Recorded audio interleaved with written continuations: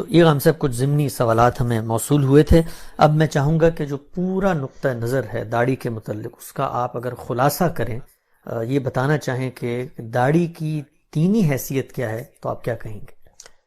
میں یہ کہوں گا کسی چیز کی دینی حیثیت کو متعین کرنے کے لیے ہمیں جذبات سے بالکل الگ ہو کر سب سے پہلے اللہ کی کتاب قرآن مجید کو دیکھنا چاہیے. میں نے بہت تفصیل کے ساتھ تجزیہ کر کے آپ کو بتایا ہے کہ قرآن مجید میں اس کا کوئی ذکر بھی کہیں موجود نہیں ہے. یہ بات کہ فلاں پیغمبر نے داڑھی رکھی ہوئی تھی، یہ داڑھی کے حکم کو بیان کرنے کا اسلوب نہیں ہوتا، یہ تو ایک بیان واقعہ ہے، اور اس طرح کا ذکر کہیں بھی آ سکتا ہے. کوئی چیز بھی کسی جگہ اس ذیل کی بیان نہیں ہوئی.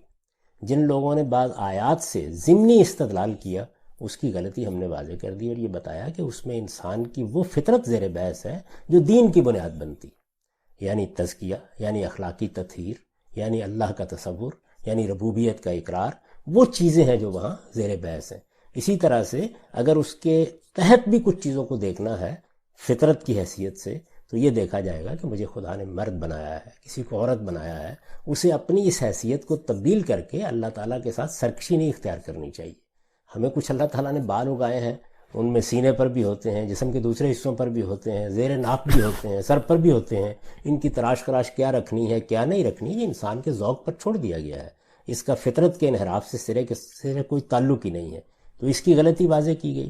اور پھر یہ بتایا گیا کہ جو سنت ہوتی ہے، یعنی جس کو رسالت میں آپ صلی اللہ علیہ وسلم دین کی حیثیت سے جاری کرتے ہیں اور وہ پیغمبروں سے چلی آ رہی ہوتی ہے، آپ اس میں اضافہ بھی کرتے ہیں، ترمیم بھی کرتے ہیں، اس میں بھی اس کا کوئی ذکر نہیں ملتا. رسالت میں آپ صلی اللہ علیہ وسلم کی طرف سے اس میں کوئی اس نوعیت کی بات نہیں کہی گئی، نہ کبھی صحابہ کرام نے اس حیثیت سے اس کو منتقل کیا ہے. کچھ روایات ہیں، ان روایات میں رسالت میں آپ صلی اللہ علیہ وسلم نے بعض صحابہ کو بعض چیزوں کی طرف توجہ دلائی ہے. اس کو لوگوں نے غلطی سے سمجھا ہے کہ یہ داڑھی رکھنے کا حکم ہے. جب ان سب روایتوں کو آپ جمع کرتے ہیں تو معلوم ہوتا ہے کہ دو طرح کی چیزیں پائی جاتی ہیں. یعنی ایک یہ کہ وضاقتہ کے ذیل میں اہل کتاب نے مثلاً، جیسے میں نے ابو امامہ باہلی کی روایت آپ کے سامنے پیش کی اور بیان کیا، ایک بدعت اختیار کر لی تھی، تو آپ نے اس کی اصلاح کی کہ یہ بدعتیں، یعنی جوتے پہننے کے بارے میں، موزے پہننے کے بارے میں، داڑھی رنگنے کے بارے میں، تو آپ نے فرمایا کہ ان بدعتوں میں ان کی مخالفت کیا کرو. یہی پیغمبروں کا کام ہے.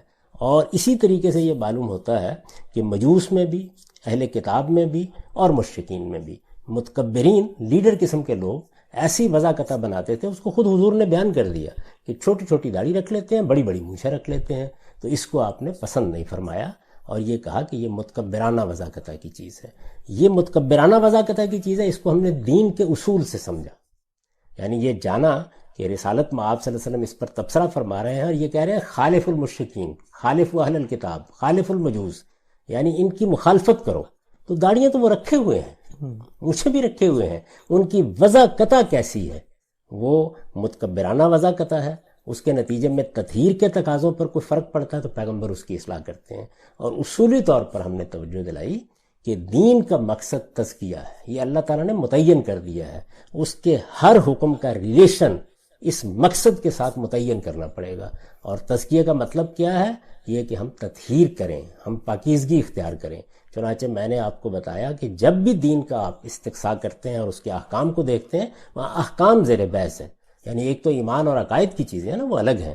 دین کے احکام کا جب آپ استقصاء کرتے ہیں تو آپ کو معلوم ہوتا ہے کہ اس میں عبادات ہوتی ہیں، اس میں طہارت بدن کے احکام ہوتے ہیں، اس میں طہارت خور و نوش کی چیزیں ہوتی ہیں کہ طیبات کھاؤ گے، خبائث سے اجتناب کرو گے، اور اس میں اخلاق کی تطہیر، اخلاق کے تزکیے کے احکام ہوتے ہیں.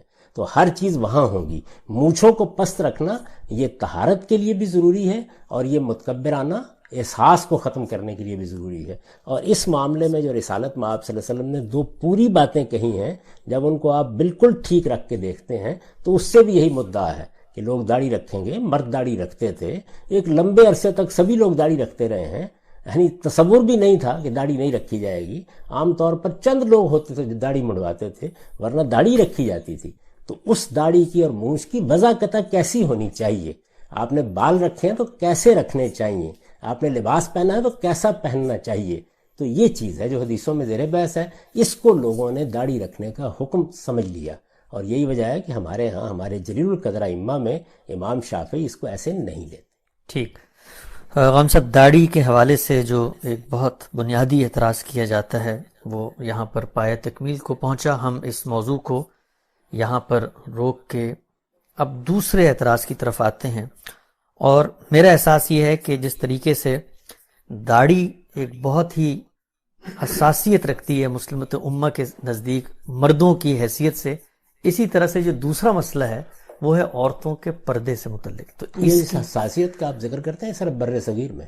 اچھا، میں نے آپ سے عرض کیا کہ جہاں جہاں شفافیں ہیں وہاں اس طرح کی کوئی حساسیت نہیں ہے.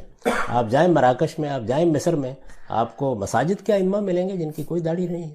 اور دنیا کی اقوام میں عرض کر چکا ہوں کہ بہت بڑی تعداد ہے، یعنی 1 2 نہیں، 4 5 نہیں، کروڑوں کی تعداد میں ہے جن کی داڑھی ہوتی ہی نہیں. تو ان کے حساسیت بھی نہیں ہے. تو اس وجہ سے ہی ہوتا نہیں اس طریقے سے. ٹھیک.